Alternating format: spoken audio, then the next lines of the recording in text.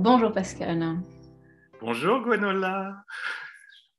Alors, on se retrouvera à l'automne pour une retraite en présentiel, en résidentiel, après presque 2 années, là, 2 grosses années de disette, j'ai envie de dire, à l'égard des retraites en présentiel.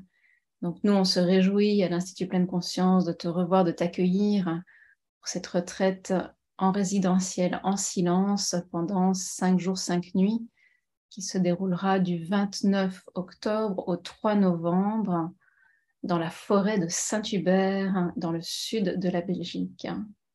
Oui, j'ai très hâte d'être là avec toi. C'est une joie là, pour moi, les retraites résidentielles qui reprennent, parce qu'on en a fait plusieurs sur Zoom, en virtuel, comme ça. Et là, on vient justement d'en faire une, nous, il n'y a pas très longtemps, ensemble. Puis c'est beau, ça fait du bien d'être la communauté ensemble, avec l'arrivée des gens, tu sais, puis certains qui se connaissent, plusieurs qui se connaissent pas. Puis là, moi, je trouve particulièrement beau comment on forme dans le silence, comment on forme avec les heures, les repas, les pratiques, on forme une communauté, puis cette sorte d'intimité. Ouais, alors j'ai très hâte de revivre ça encore une fois avec toi, toujours en ta compagnie, c'est toujours une joie. Puis autour des enseignements de la psychologie bouddhiste, si je le présente Mhm. comme ça. Puis dans le cadre de cette retraite en particulier, les facteurs de l'éveil ou les qualités, les 7 qualités nécessaires au développement de la sagesse, en tout cas telles que présentées dans la psychologie bouddhiste. Puis moi, j'adore cette liste, j'adore en parler, j'adore quand on y réfléchit, puis j'aime aussi qu'on ait l'espace et le temps là, pendant quelques Mhm. jours pour aller voir qu'est-ce que ça veut dire pour moi, qu'est-ce que c'est le calme, son absence, qu'est-ce que c'est la curiosité, son absence, qu'est-ce que c'est l'équilibre mental ou équanimité, sa présence, son absence, qu'est-ce qui fait apparaître ça, qu'est-ce qui soutient, comment ces qualités-là se soutiennent, qu'est-ce que ça fait la synergie de ces qualités-là. Mhm. Alors on a plusieurs jours pour tranquillement, à travers la marche méditative, l'assise, un peu voir qu'est-ce que ça veut dire pour moi, pour nous, là, pour Mhm. chacune, chacun d'entre nous. Euh, ouais.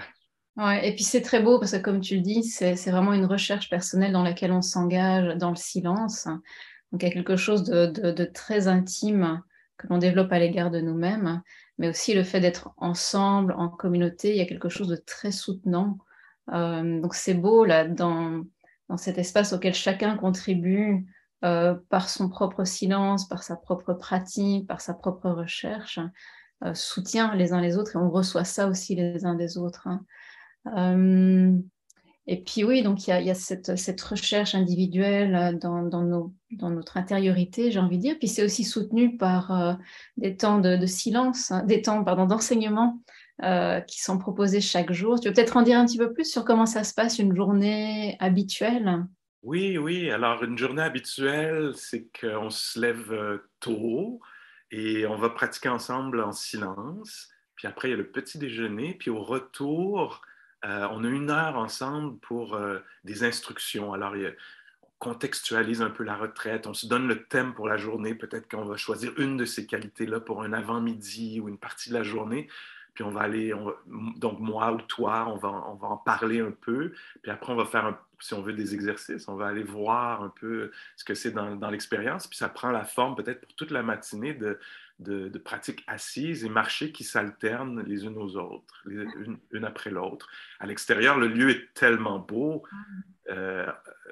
C'est magnifique, là. Alors, si la météo est aussi soutenante, puis de toute façon, toutes les météos sont bonnes quand on est en retraite parce que s'il pleut, ça amène l'intériorité. S'il fait beau, Mm. c'est magnifique pour être en nature. Alors, s'il fait froid, on s'habille bien, puis on va marcher dehors. C'est bon, euh, ça amène de l'énergie. S'il fait chaud, ben, en octobre, là, ça va aller, c'est sûr.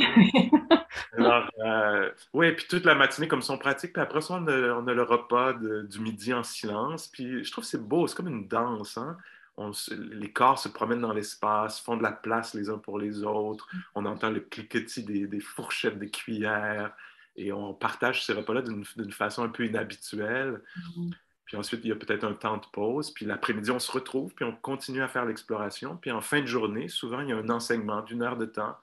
Ou encore une fois, là, c'est des images, peut-être des exemples, l'application de ça dans notre vie. Qu'est-ce que ça veut dire, ces facteurs-là qui sont importants pour le développement de la sagesse, mais qui sont aussi bienvenus dans nos relations? Comment c'est quand dans ma relation, il y a un peu de calme ou de curiosité ou de... Comment faire naître la joie? D'où ça vient? Qu'est-ce que c'est la joie, les formes de joie dans la pratique, dans la vie? Donc, dans cet enseignement-là, oui, il y a plusieurs minutes là, d'application, de questionnement qui sont de nuances, d'imagerie pour nous aider à comprendre là, dans quel monde on est, quelle est l'exploration.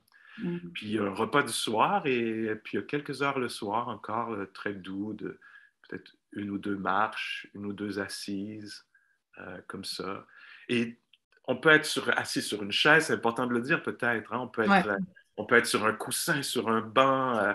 On adapte la pratique. Là, on peut très bien être debout. On n'est pas pris dans la posture jamais. Ouais. On fait avec nos corps, là, avec leur habileté, leur âge, ouais, on adapte la pratique là, pour que ce soit possible de la faire avec joie. Puis il va toujours, il y a une dose d'un peu d'inconfort hein, qui vient avec le silence, un peu d'immobilité, mais je pense que c'est abordable. On peut Mais être c'est avec... ça, moi, je trouve beau, c'est le fait qu'on simplifie beaucoup, beaucoup, beaucoup notre quotidien qui souvent est tellement occupé, chargé, parfois agité, ou même souvent agité. Puis là, ben, on simplifie beaucoup. Puis en simplifiant, ben, on voit de manière peut-être avec plus d'acuité ce qui est présent. Et là, c'est tellement l'occasion d'aller à la rencontre de ça, de s'intéresser, de découvrir nos façons de réagir et puis de s'inviter dans des attitudes qui peuvent être plus soutenantes et qui peuvent laisser apparaître aussi la sagesse hein, et aussi la tendresse du cœur. Hein. Oui, oui. Moi, je me réjouis. Non, je t'en prie. Et puis, oui, non, ce que je voulais dire, c'est que tout le monde est absolument la bienvenue, qu'on ait une pratique établie ou pas. Comme tu dis, la retraite est tout à fait abordable et qu'on ait une longue pratique aussi, tout le monde est vraiment la bienvenue, le bienvenu, sachant que ce sont aussi des recherches d'une vie entière. Hein. Et puis, ben, il y a toujours des choses à découvrir. Hein. Donc, que chacun, chacune se sente bienvenue. Oui, oui. Puis c'est vrai que c'est jamais comme réglé. Hein. Ah, j'ai déjà fait une retraite. Ben, ça pourrait Le être calme, ça, c'est beau. mais c'est un travail, comme tu dis, sur plusieurs années. Puis une retraite annuelle, c'est jamais une mauvaise chose. Et il n'y a pas une retraite qui est pareille à la dernière, même si le thème, par exemple, pourrait être le même, mais parce que nous, on est ailleurs, parce que notre disponibilité, nos expériences de vie, etc. Hmm. Ouais.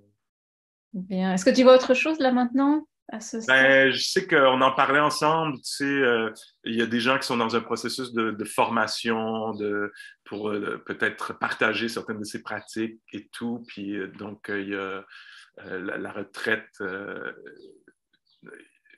représente une partie de ces formations. Prérequis, oui. Oui, ce sont souvent des prérequis et c'est vrai qu'ici, ben, la retraite, c'est une retraite de 5 jours, 5 nuits et donc elle est tout à fait valable dans les prérequis pour les formations d'instructeurs. Donc, si vous êtes concernés, soyez également les bienvenus, bien sûr. Ouais, ouais. Puis moi, je pense juste, tu sais, en pensant à la retraite, je pense au visage des gens à la fin des retraites, puisqu'on vient juste d'en vivre une ensemble, tu sais, puis c'est incroyable. Les gens ressortent, il y a tellement de gratitude qui est exprimée, on ne sait pas ce qu'on va découvrir, puis il va y avoir des découvertes, disons, aidantes, profondément aidantes, libératrices. Il se passe quelque chose dans ces espaces-là, c'est un espace très particulier là, de recherche et de découverte. Je me réjouis que l'on se revoie à cette occasion donc en Belgique, dans la forêt ardennaise.